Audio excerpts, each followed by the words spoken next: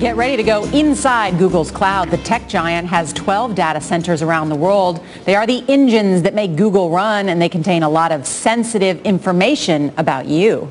Now, for the first time, the company has invited cameras inside its top secret facility in North Carolina. Michelle Miller went along for this story that you'll only see here on CBS This Morning. With all the patrols, fences, barbed wire, and steel barriers designed to slice through cars, it would be easy to mistake this place for Fort Knox. Hello. But it's really a Google data center. Yes, ma'am. Do you have your ID on you? For many years, the company refused to admit these even existed. Even today, no visitor may enter without first signing a non-disclosure agreement. Just saying that you're not going to take any unauthorized pictures, or you're not going to talk about anything that you see. Inside, security is just as tight. Thank you.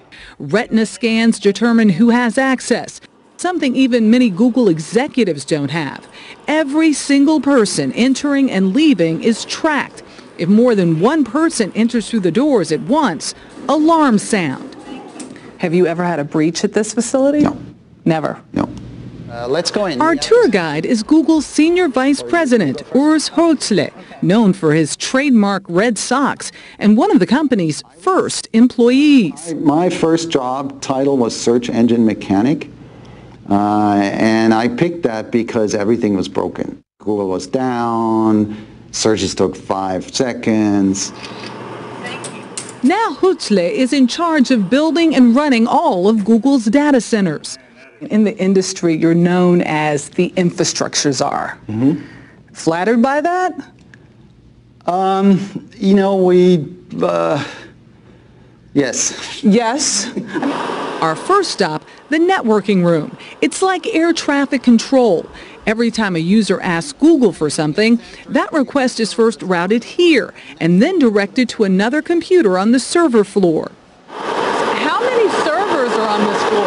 So today we have 55,200. The sheer size and scale of the place is breathtaking. Employees must wear earplugs to protect their hearing from the constant whir of tens of thousands of machines. So each of these servers basically is like a PC, except somewhat more powerful. And when one of those servers goes down, we saw firsthand what it takes to repair or replace them. Okay. Finally, you can plug in that power. Right here. How about that? Recently, the industry came under fire for being energy hogs, consuming huge amounts of electricity to keep servers running in air-conditioned rooms.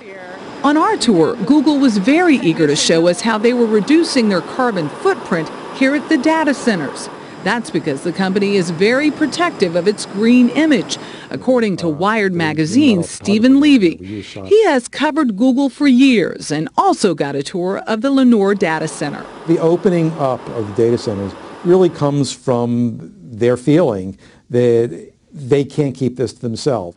Google reduced a lot of its energy consumption by simply raising the temperature on the server floor from a chilly 68 degrees to a balmy 80. We're estimating that we saved over $1 billion in the history of Google through these efficiency measures. At Lenore, Google says only 10% of the electricity is not used to power its servers. Another Google innovation, replacing wasteful air conditioners with a water-based cooling system. But for all of the company's efforts to become energy efficient, a lot of their power still comes from non-renewable sources. The power here is coal. The power here comes from whatever the local utility provides, Which isn't clean energy. which in North Carolina is about 2/3 coal. Yes.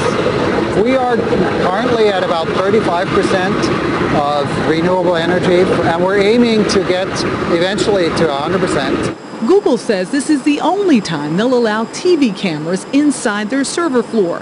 But in an effort to be more open, they say they will put up video and pictures of all their data centers on their website. It's amazing how all of this works and that it works at all. And the fact that they always do is really amazing. For CBS This Morning, Michelle Miller, Lenore, North Carolina. It's interesting to see inside, but I wonder if it addresses some of the privacy concerns that people have about Google. Well, it's interesting you said that because Michelle actually came out with a printout of your whole search history.